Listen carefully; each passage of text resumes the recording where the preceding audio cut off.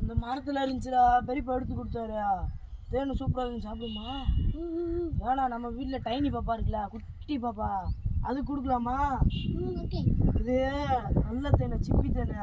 இந்த தேனு ஃபுல்லா இருக்கு பாருங்க, இதா இருக்கு பாரு தேனை. சாப்பிடுமா? வீட்டுல போய் டைனி பாப்பா கொஞ்சம் கொடுத்துட்டு நம்ம கொஞ்சம் சாப்பிடுவோம்.